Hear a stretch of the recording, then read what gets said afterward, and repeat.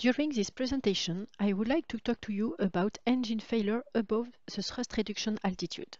So engine failure at takeoff, but after the flight crew moved the thrust lever position to climb.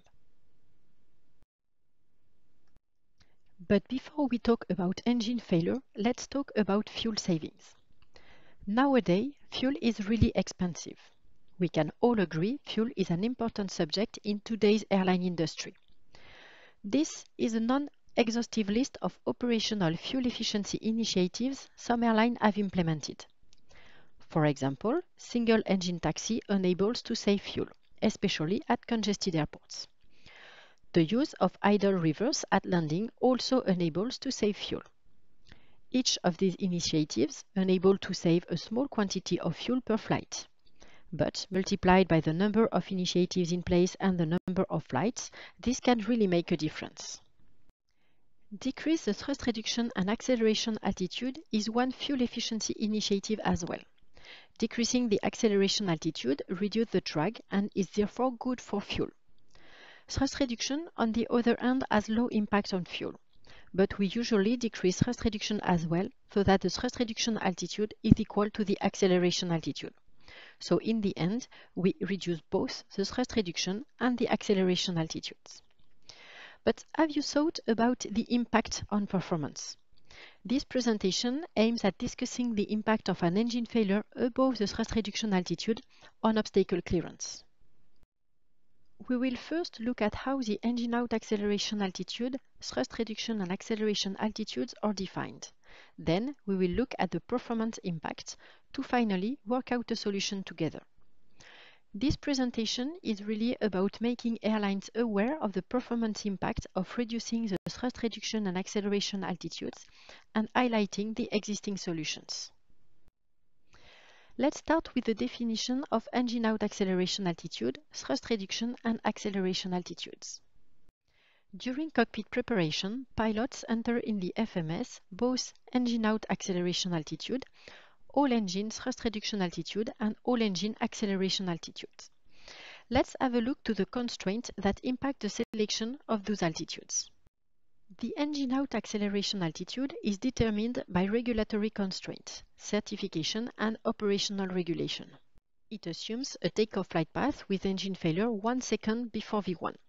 The minimum engine out acceleration altitude is limited by the regulatory value 400 feet, obstacles or airline policy.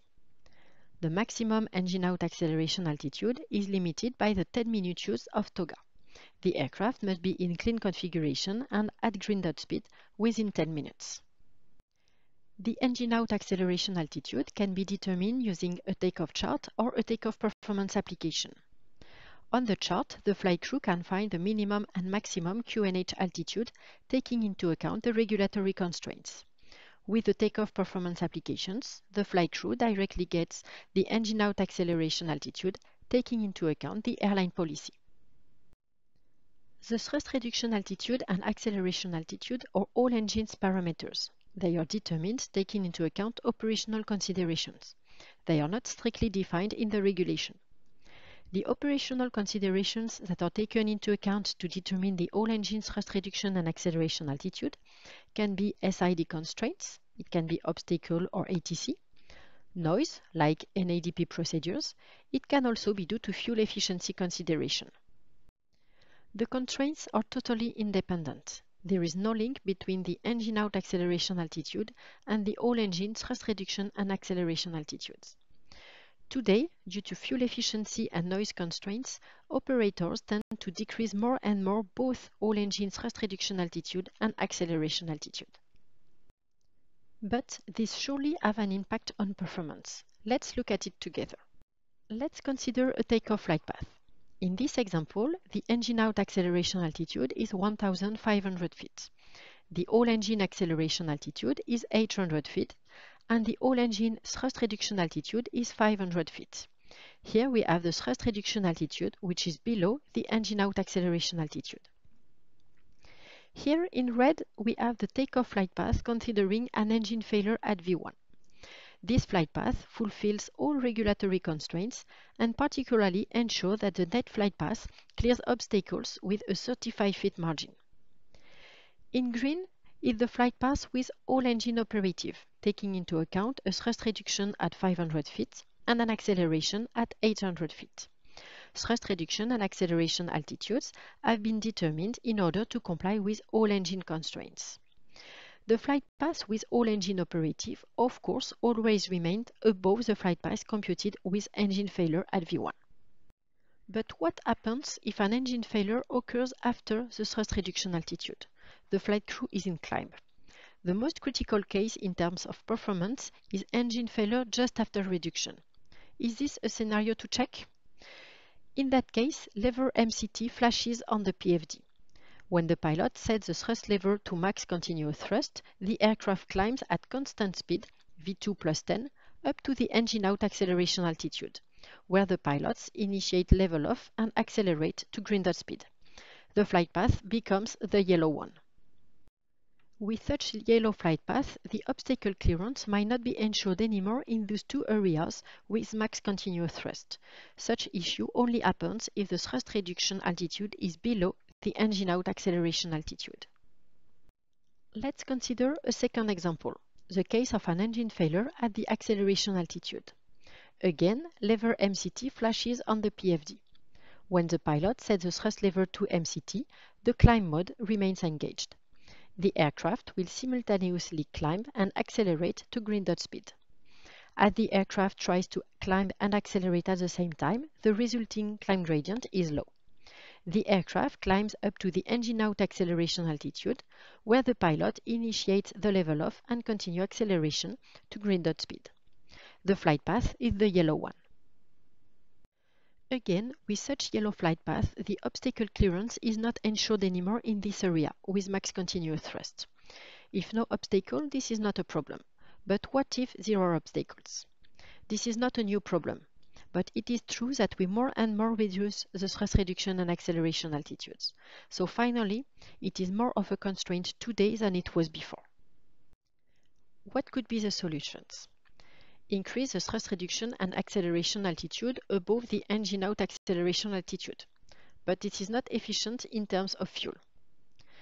A detailed performance study can be done to ensure that setting max continuous thrust ensures the obstacle clearance, but this requires significant workload and the result may lead to increase the thrust reduction and acceleration altitudes as well. In fact, there exists an alternative solution, to set TOGA thrust after the engine failure. In terms of aircraft performance, the solution is easy. Putting TOGA back always works, without additional detailed study. But can I put TOGA back? The answer to that question is yes, TOGA always remains available. The FCOM says, if necessary, move the thrust lever of the active engine to the TOGA detent. On system's point of view, it is possible to set TOGA back. Let's have a look to what happened on the takeoff flight path.